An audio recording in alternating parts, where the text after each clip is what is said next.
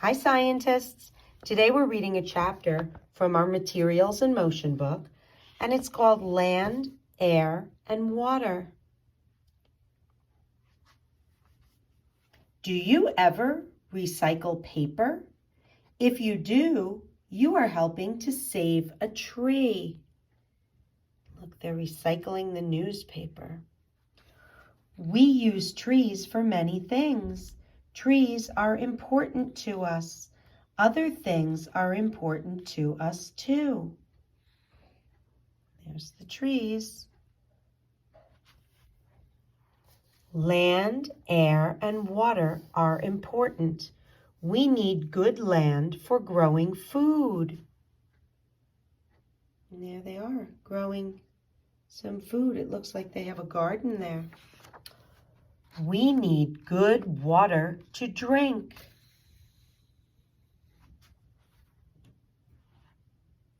We need good air to breathe. How can we take care of our land, air, and water? That's the end of that chapter, and they're asking a question. How can we take care of our land, air, and water? Here's a paper, and it says, how can we conserve natural resources? So the land, the air, and the water are all natural resources. In today's investigation, we learned about recycling to conserve natural resources. Complete the activities below to show what you learned. It says, look at the objects below. Color the things you can recycle red. Color the things you cannot recycle blue. We saw in the book what we learned about, what was shown in the book was recycling newspaper. So you know that this can be colored red for recycling.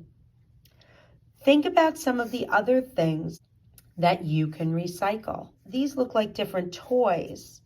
Now, we can't really recycle them, but what you can do is find somebody, if you don't want to use it anymore and it's still in good condition, you can give it to somebody else to reuse, which is even better than recycling.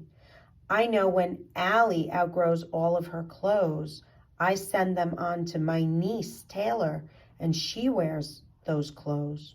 We reuse the clothes. So the toys, if they're in good shape, maybe you have somebody that reuses the toys. Maybe you have somebody you give your old clothes or your old toys to.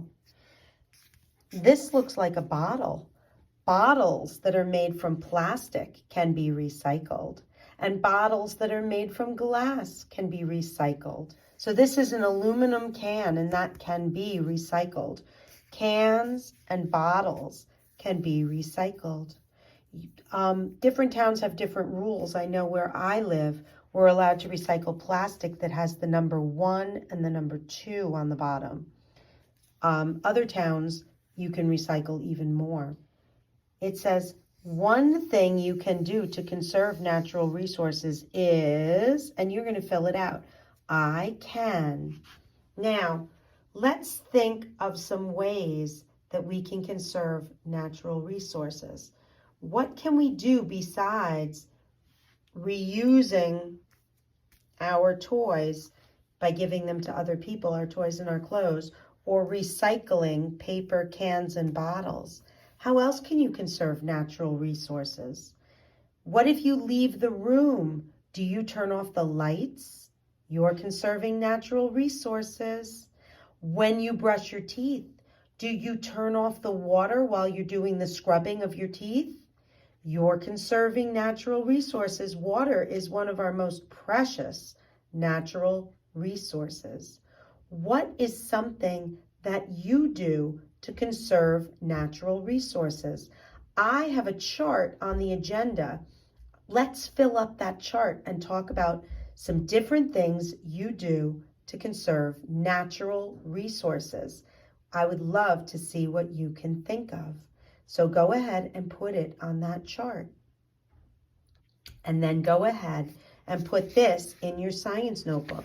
Again, turn it sideways, put the glue on, and stick it in so that you can fold it over when you put it in your science notebook.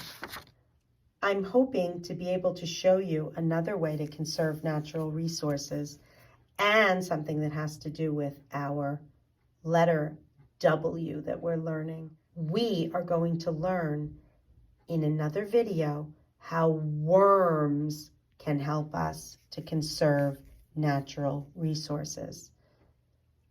Until then, have a great day, scientists.